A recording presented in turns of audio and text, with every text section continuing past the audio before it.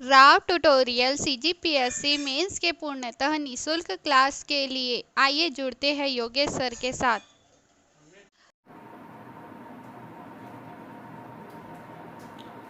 नमस्कार दोस्तों, स्वागत है आपका ट्यूटोरियल में। तो फ्रेंड, कल चैप्टर में हमने पढ़ा था समतल दर्पण द्वारा प्रकाश का परावर्तन और प्रकाश की प्रवृत्ति। तो आइए एक बार थोड़ा रिवाइज कर लेते हैं, कल हमने क्या क्या पढ़ा। तो समतल दर्पण में हमने पढ़ा कि यदि किसी वस्तु का प्रतिबिंब हमको समतल दर्पण से मिलता है तो उसकी प्रकृति किस प्रकार से होगी। पहला, वह दर्पण के पीछे बनता है, आभासी बनता है, सीधा होता है और उसे पर्दे पर प्राप्त नहीं किया जा सकता। मैंने बताया था आपको, क्योंकि वो पीछे की ओर बनता है, आगे कहीं जाकर किरण नहीं कटती अतः उसे पर्दे पर प्राप्त नहीं किया जा सकता। दोस्तों, से कुछ उपयोग हैं दर्पण के। पहला उपयोग है, हम जो जनरली जो घर में जो हम दर्पण यूज करते हैं अपना फेस देखने के लिए, ठीक है, वो हमारे घर में जो होता है वो होता है समतल दर्पण होता है। बार्बर शॉप पर हम जाते हैं नाई की दुकान में, तो वहां भी जो दर्पण यूज करते हैं वो समतल दर्पण ही होता है। ठीक है दोस्तों, और टेलीस्कोप में भी समतल दर्पण का उपयोग किया जाता है। ठीक है, तो ये तीन उसके उपयोग है। जनरली एग्जाम में पूछा जाता है कि समतल दर्पण द्वारा बनने वाले प्रतिबिंब की प्रकृति क्या होगी और इसके उपयोग लिखिए। ठीक है, तो प्रकृति में यह आभासी होगा, जिसे पर्दे पर प्राप्त नहीं किया जा सकता, सीधा बनता है, ठीक है, और दर्पण के पीछे की ओर बनता है। ठीक है, इसे घर में अपना चेहरा देखने के लिए यूज करते हैं, नाई के दुकानों में यूज किया जाता है। ठीक है, और ये टेलीस्कोप में यूज किया जाता है। ठीक है दोस्तों, तो ये हो गया समतल दर्पण यहाँ पर कंप्लीट। आगे हम देखेंगे आज बहुत ही इंपॉर्टेंट चैप्टर, ये है गोली पृष्ठ पर परावर्तन। ठीक है, अभी तक हमने पढ़ा दर्पण कैसा था हमारा समतल। अब जो दर्पण होगा वो गोली दर्पण होगा। ठीक है, इसी में लिखा है गोली पृष्ठ। ठीक है, अब दर्पण जो होगा कैसा होगा, वो गोली होगा। कहने का मतलब उसमें अक्कर हुआ होगा। ठीक है, या तो कर्व आगे की ओर होगा या तो कर्व पीछे की ओर होगा। ठीक है, तो आइए हम देखते हैं कि ये गोली दर्पण या गोली पृष्ठ बनता कैसे है। ठीक है दोस्तों, तो गोली दर्पण बनाने के लिए करना क्या पड़ता है, पहले हम एक खोखला कांच का गोला लेंगे। इस खोखले कांच के गोले में से जितने भाग में हमको दर्पण चाहिए, गोली पृष्ठ चाहिए, उतने भाग को यदि हम यहां से काट के निकाल दें, ठीक है, इस पूरे स्फेरिकल खोखले कांच के गोले पे यदि हम इतने भाग को काट के निकाल दिया जाए, ठीक है, और काट के निकालने के बाद यदि इसकी किसी एक सतह पर पॉलिश कर दिया जाए तो ये हमारा बन जाएगा गोलीय दर्पण। ठीक है दोस्तों, ये हमारा पूरा एक कांच का गोला था, खोखला गोला था। ठीक है, ये पूरा सर्कल था, यहाँ पर स्फेरिकल शेप में ये। ठीक है, इसके इतने भाग को मैंने इस गोले से अलग कर दिया और किसी भी एक तरफ में, इधर सामने की ओर या पीछे की ओर हम पॉलिश कर देंगे तो हमको क्या मिलेगा, गोली दर्पण प्राप्त होगा। यदि हम इस गोले के जो हमको भाग मिला है दर्पण के लिए, यदि इसकी हम सामने के भाग को पॉलिश करते हैं तो हमको दर्पण कुछ इस प्रकार से प्राप्त होगा। ठीक दोस्तों, तो इस प्रकार जो दर्पण हमको प्राप्त होता है, जहां पर पॉलिश पीछे की ओर होता है, सामने का भाग झुका होता है, इस दर्पण को हम कहते हैं अवतल दर्पण। ठीक दोस्तों, इस दर्पण को हम कहते हैं क्या, अवतल दर्पण। परंतु इसके विपरीत यदि हम इस गोली पृष्ठ में यदि हम पॉलिशिंग पीछे की ओर कर दें,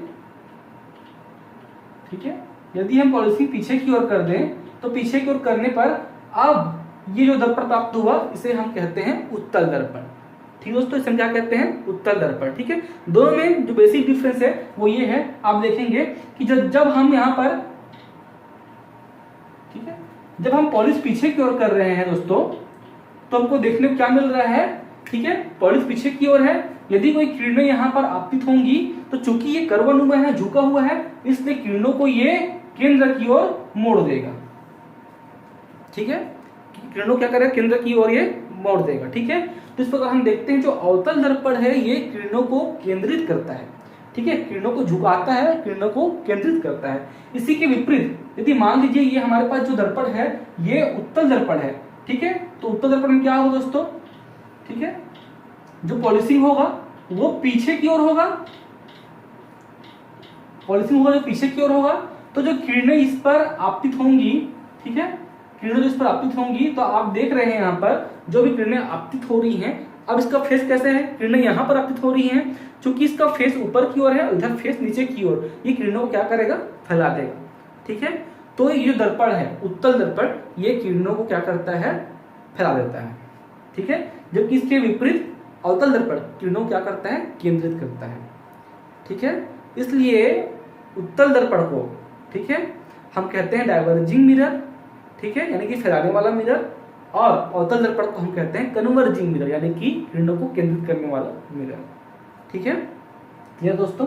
ठीक है, तो जो अवतल दर्पण है इसको इंग्लिश में कहते हैं कॉन्केव मिरर, और जो उत्तल दर्पण है इसे कहते हैं कॉन्वेक्स मिरर। ठीक है,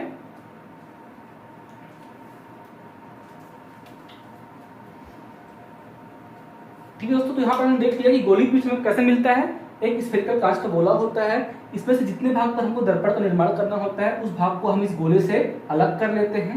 ठीक है, अलग करने के बाद उसके किसी सतह पर पॉलिश कर दिया जाता है, आइदर आगे या पीछे। ठीक है, इस प्रकार हमको दो प्रकार के दर्पण मिलते हैं, अवतल दर्पण और उत्तल दर्पण। अवतल दर्पण किरणों को केंद्रित करता है, जबकि उत्तल दर्पण किरणों को फैलाता है। अवतल दर्पण को हम कहते हैं कॉनकेव मिरर और उत्तल दर्पण को हम कहते हैं कॉन्वेक्स मिरर। तो गोली दर्पण दो प्रकार के होते हैं, पहला होता है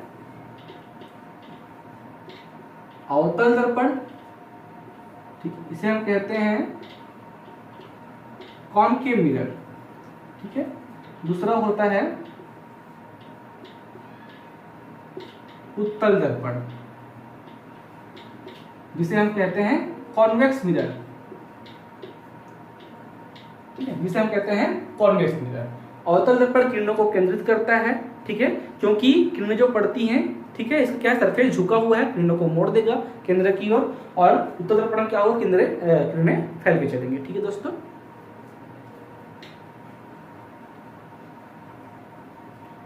अब देखिए दोस्तों, एग्जाम में कई बार पूछा गया है कि उत्तल दर्पण से बनने वाली प्रतिबिंब संरचना को और इसके नोमेनक्लेचर को समझाइए। या तो उत्तल दर्पण के क्या बोलते हैं से बनने वाली जो भी है, ठीक है, देखते हैं।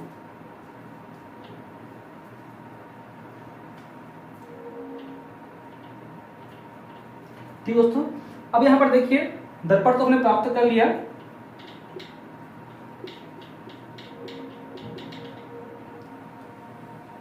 ठीक है, अब यहाँ पर हम कुछ पॉइंट्स देखते हैं, ठीक है, कुछ नोमेनक्लेचर देखते हैं।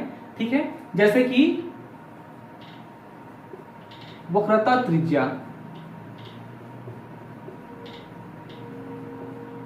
ठीक है, ध्रुव,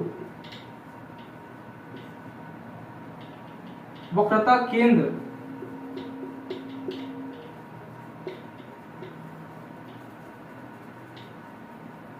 फोकस,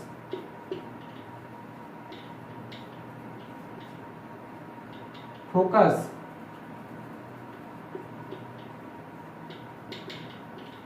फोकस दूरी।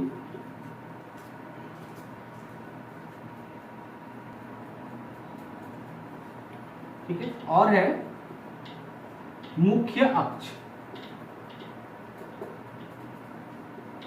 ठीक दोस्तों, एग्जाम में क्वेश्चन पूछता है कि गोली पृष्ठ या किसी भी गोली पृष्ठ की संरचना को समझाइए। ठीक है, तो संरचना में कुछ परिभाषाएं आती है कि इस गोली पृष्ठ में वक्रता त्रिज्या क्या है, ध्रुव क्या है, वक्रता केंद्र क्या है, फोकस क्या है, फोकस दूरी क्या है और मुख्य अक्ष क्या है।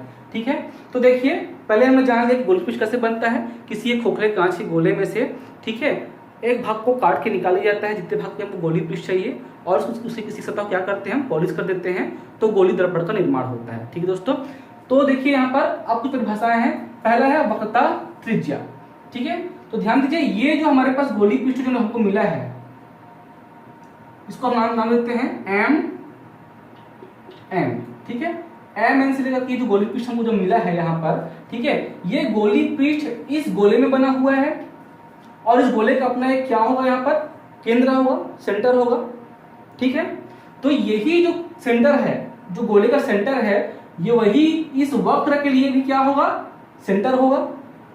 ठीक है, तो वक्रता त्रिज्या क्या है, वक्रता त्रिज्या उस गोले की त्रिज्या है जिस गोले पर गोली पृष्ठ का वह भाग मौजूद है।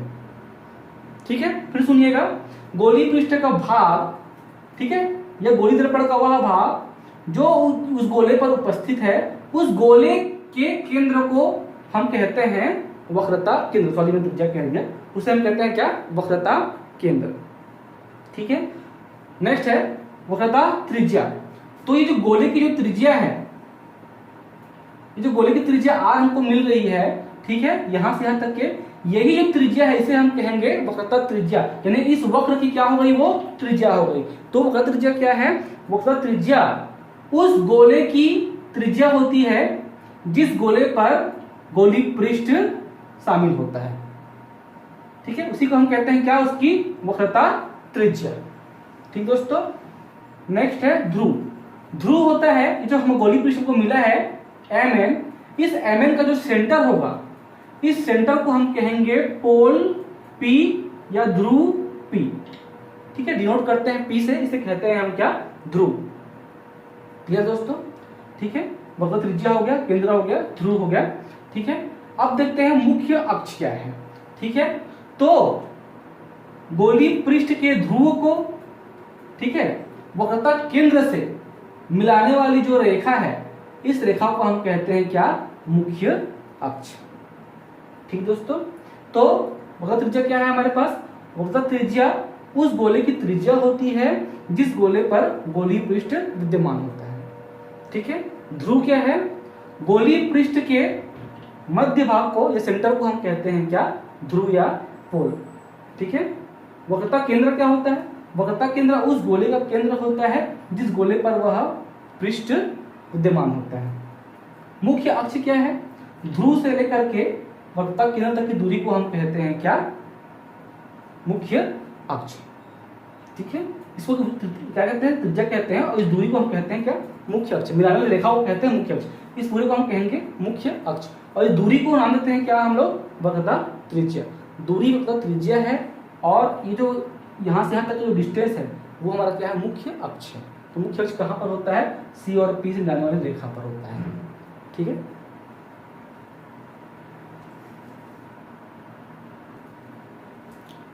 ठीक दोस्तों, तो देखते हैं डेफिनेशन क्या क्या है, ठीक है। तो पहले है वक्रता केंद्र।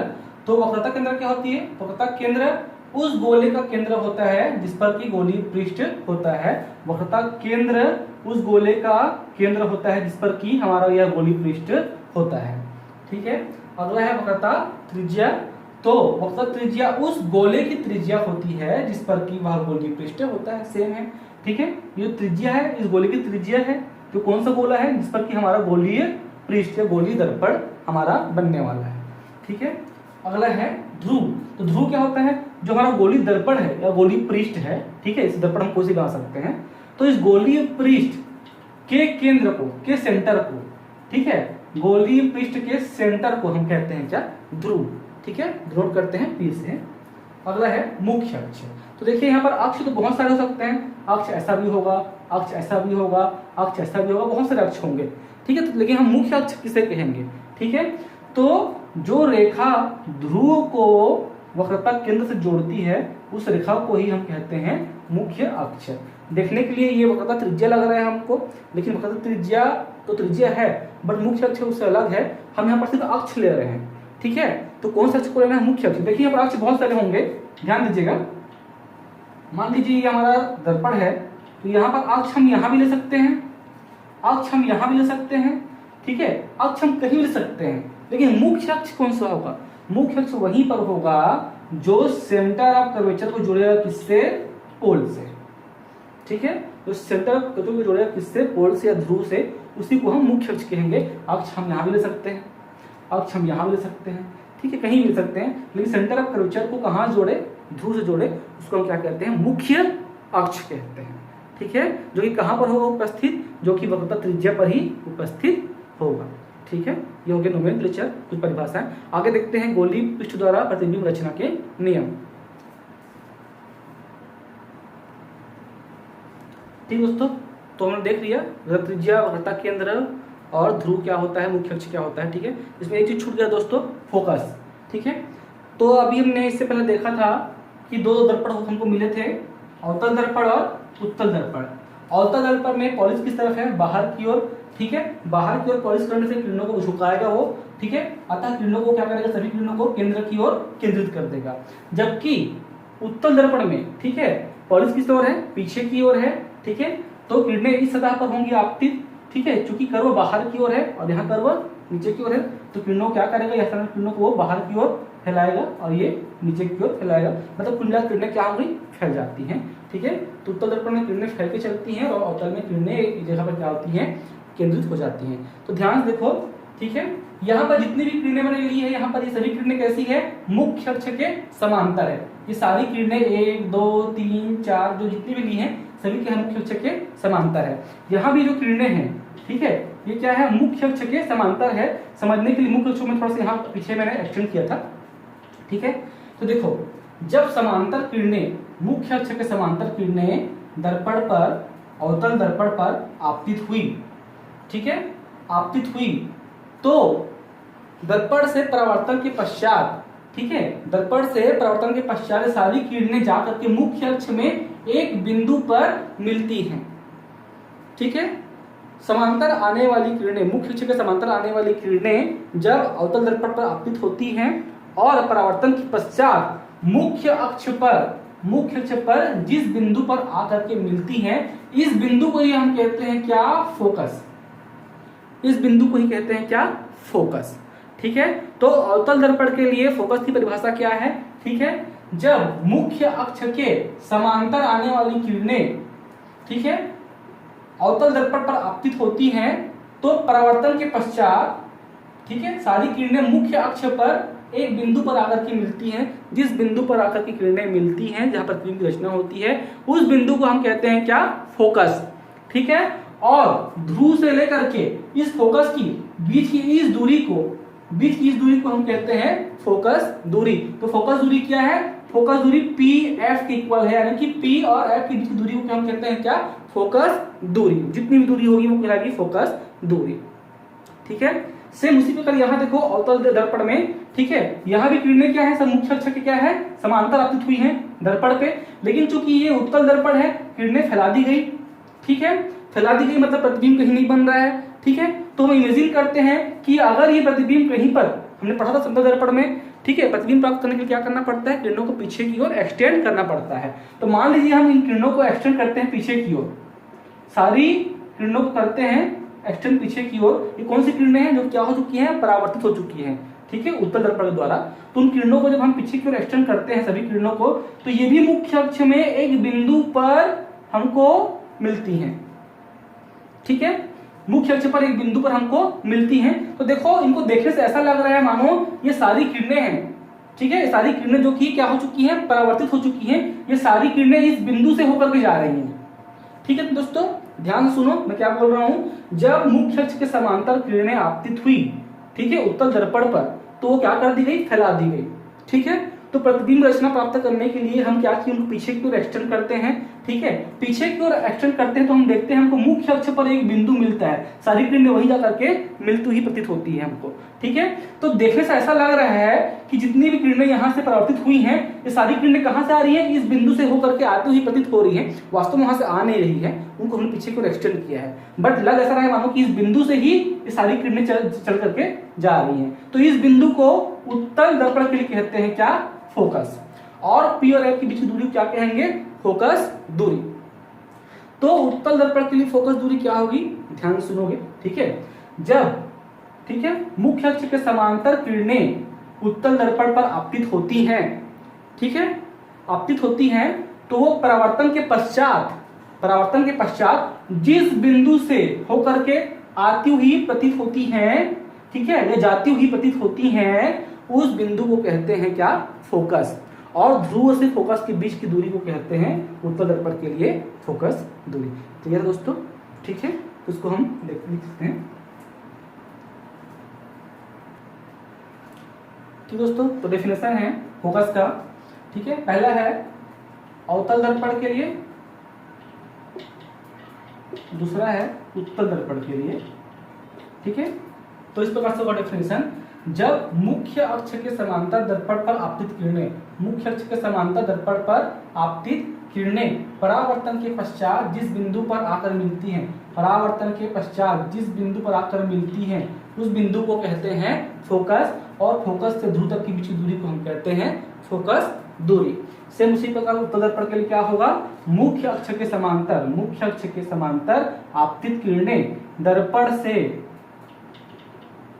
दर्पण से परावर्तन के पश्चात जिस बिंदु से फैलती हुई प्रतीत होती हैं, या जिस बिंदु से जाती हुई प्रतीत होती हैं, या जिस बिंदु से अभिसरित होती हुई प्रतीत होती हैं, जो भी आप बोलना चाहें, ठीक है। तो जिस बिंदु से वो फैलती हुई प्रतीत होती हैं उस बिंदु को कहते हैं फोकस, और फोकस से पी के बीच की दूरी को हम कहते हैं क्या, फोकस दूरी। तो ये हो गया फोकस दूरी और फोकस का डेफिनेशन, ठीक है दोस्तों। ठीक है दोस्तों, आइए देखते हैं गोलीय पृष्ठ पर प्रतिबिंब रचना के नियम। तो पहला गोलीय पृष्ठ है हमारा अवतल दर्पण पर, ठीक है। गोलीय पृष्ठ मतलब दर्पण ही, ठीक है, मैं बार पृष्ठ बोलता हूँ, ठीक है। तो गोलीय दर्पण पर प्रतिबिंब रचना के नियम देखते हैं। इन नियम को हम मानते हुए या इन नियमों का पालन करते हुए हम अलग अलग कंडीशन पर प्रतिबिंब प्राप्त करेंगे नेक्स्ट क्लास में। आज वो देखते हैं कि नियम क्या है इनको प्राप्त करने के, ठीक है। ये एग्जाम में पूछे जाते हैं अक्सर क्वेश्चन कि यदि वस्तु F पर रखा हो तो प्रतिबिंब कैसा बनेगा, ठीक है। अवतल दर्पण पर उसकी प्रकृति क्या होगी, यदि वस्तु C पर रखा है तो कैसी प्रकृति होगी, कहाँ पर बनेगा, F पर हो तो कहाँ पर होगा। तो ये क्वेश्चन बार बार पूछा जाता है, तो बहुत ध्यान से समझिएगा, ठीक है। ध्यान से इस वीडियो को देखिएगा, ठीक है। पूरा कॉन्सेप्ट क्लियर करूंगा मैं, ठीक है। तो आइए दोस्तों देखते हैं प्रथम नियम। तो देखिए यहाँ पर मैंने 4 अलग अलग कंडीशन लिए हुए हैं। ये चारों नियम को हमको फॉलो करते हुए प्रतिबिंब की रचना करनी है। तो पहला नियम है हमारा, देखिए ध्यान रखिएगा। पहला नियम ये कहता है कि यदि कोई प्रकाश किरण मुख्य अक्ष के समांतर दर्पण पर आपतित होती है, ठीक है। यदि कोई प्रकाश किरण वस्तु से होकर जाती है, कैसे होकर जाती है, मुख्य अक्ष के समांतर और दर्पण पर आपतित होती है, तो सदैव परावर्तन के पश्चात ये हमेशा फोकस से होकर के जाएगी, ठीक है। प्रथम नियम ये कहता है कि यदि वस्तु से होकर जाने वाली किरणें मुख्य अक्ष के समांतर दर्पण पर आपतित होती हैं तो परावर्तन के पश्चात सदैव ये कहां से होकर जाएगी, फोकस से होकर के जाएगी। ये है नियम नंबर 1। नियम नंबर 2 ये कहता है, ठीक है, कि यदि वस्तु से चक्र जाने वाली किरणें, यदि किसी वस्तु से जाने वाली किरणें फोकस से होकर जाती हैं और दर्पण पर आपतित होती हैं, ठीक है। यदि किसी वस्तु से चलने वाली प्रकाश किरणें फोकस से होकर के जाती है और दर्पण पर आपतित होती है, देखो ये किरण जो है इस फोकस से होकर के जा रही है, ठीक है, फोकस को काटते हुए जा रही है और दर्पण पर आपतित होती है, तो परावर्तन के पश्चात सदैव यह मुख्य अक्ष के समांतर हो जाती है, ठीक है। क्या होती है, मुख्य अक्ष के समांतर। पहले में क्या हुआ, समांतर आई थी, कहां से होकर गई, फोकस से। दूसरे में फोकस से होकर के आई थी किरण यहाँ पर, तो क्या होगी, वो मुख्य अक्ष के समांतर। तीसरा नियम ये कहता है कि यदि किसी वस्तु से जाने वाली किरणें, ठीक है, यदि किसी वस्तु से होकर के, ये वस्तु है हमारा, इससे होकर जाने वाली किरणें यदि वक्रता केंद्र से होकर जाती हैं और दर्पण पर आपतित होती हैं, ठीक है, ध्यान सुनिएगा। यदि किसी वस्तु से होकर जाने वाली किरणें वक्रता केंद्र से होकर के जाती हैं और दर्पण पर आपतित होती हैं तो परावर्तन के पश्चात सदैव यह उसी दिशा में वापस लौट जाएगा, ठीक है। ध्यान दीजिएगा, बहुत इंपॉर्टेंट है ये। यदि किसी वस्तु से होकर जाने वाली किरणें कहां से होकर जाती हैं, वक्रता केंद्र से होकर के जाती हैं और दर्पण पर आपतित होती हैं, तो परावर्तन भी उसका उसी दिशा में ही होगा, ठीक है दोस्तों। ऐसा इसलिए होता है क्योंकि यदि इस जगह पर, इस पॉइंट पर एंगल ऑफ इंसिडेंस या आपतन कोण निकाला जाए, ठीक है, तो आपतन कोण निकाला जाए तो ये आपतन कोण का मान लगभग 0 के बराबर होता है। तो इमेजिन कीजिए, थोड़ा ध्यान दीजिए, मान लीजिए ये समतल हमारे पास दर्पण रखा हुआ है, ठीक है। हमने पढ़ा था कि ये आपतित किरण होती है, ये होती है परावर्तित किरण, और ये क्या होता है, अभिलंब। और आपतन कोण का मान सदैव किसके इक्वल होता है, अभिलंब के बराबर होता है। इस कोण को क्या कहते हैं, आपतन कोण, इसको कहते हैं क्या, अपवर्तन कोण, ठीक है। तो ये 0 कब होगा, ये 0 तभी होगा जब ये आने वाली किरण कैसे होगी, ठीक है, आने वाली किरण बिल्कुल स्ट्रेट लंबवत आएगी। तो अभिलंब भी यही और किरण भी यही, तो एंगल ऑफ इंसिडेंस या आपतन कोण कितना हुआ, 0। तो परावर्तन कोण भी कितना होगा, 0, क्योंकि हम जानते हैं आपतन कोण का मान किसके बराबर होता है, परावर्तन कोण के मान के बराबर होता है। हम पढ़ चुके हैं परावर्तन के नियम में, 2 नियम थे वहां पर, ठीक है। आपतन कोण इज इक्वल टू क्या, परावर्तन कोण होता है, ठीक है। तो आपतन कोण अगर यहाँ पर 0 है, क्योंकि अभिलंब और प्रकाश किरण दोनों एक ही अक्ष पर है, ठीक है, साथ में ही है, तो आपतन कोण 0 है तो परावर्तन कोण भी क्या होगा, 0। तो जिस दिशा में आई है किरण उस दिशा में क्या होगी, वापस लौट जाएगी।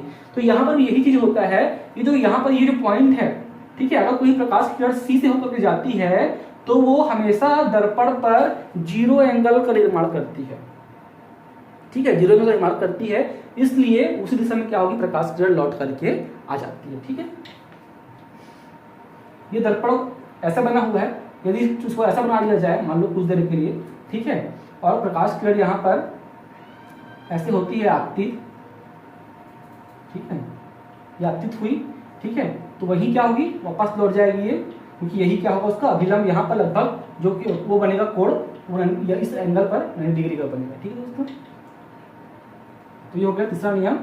चौथा नियम है, ठीक है, फोर्थ नियम है, ध्यान दीजिएगा, यदि किसी वस्तु से होकर जाने वाली प्रकाश किरण, यदि किसी वस्तु से होकर जाने वाली प्रकाश किरण, ठीक है, दर्पण में पोल से होकर के जाए और आपतित हो, ध्यान दीजिएगा, यदि किसी वस्तु से होकर जाने वाली प्रकाश किरण, ठीक है, दर्पण में पोल पर से होकर आपतित होती है, ये पोल है, ठीक है, कहां पर हो रही है आपतित, ठीक पोल पर, ठीक है, तो ये परावर्तन के पश्चात जितने एंगल पर ये आपतित हुई है उतने एंगल पर ही क्या हो जाएगी, ये परावर्तित हो जाएगी, ठीक है, यानी कि ये जो एंगल है छोटा सा और ये जो एंगल है, ठीक है, ये दोनों एंगल क्या होंगे, बराबर होंगे। तो फोर्थ नियम ये कहता है यदि प्रकाश किरण जो कि वस्तु से होकर के आ रही है, यदि वो दर्पण के पोल पर आपतित होती है तो परावर्तन के पश्चात जितने एंगल पर वो आपतित हुई है उतने एंगल पर ही क्या हो जाएगी, परावर्तित हो जाएगी।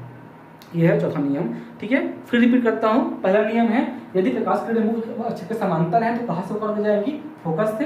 द्वितीय नियम है यदि फोकस से होकर जाती है तो क्या हो जाएगी, मुख्य अक्ष के समांतर। तृतीय नियम है यदि वक्रता केंद्र से होकर के जाएंगी तो उसी मार्ग में क्या होंगी, वो वापस लौट जाएंगी या परावर्तित हो जाएंगी।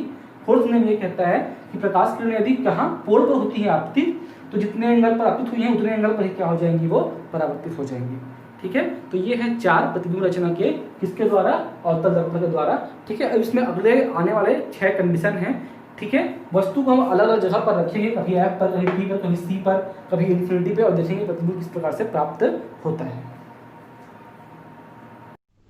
कंपटीशन, CGPSC एंड व्यापम से संबंधित वीडियो के लिए चैनल से जुड़ें, साथ ही लाइक व सब्सक्राइब करना न भूलें। धन्यवाद।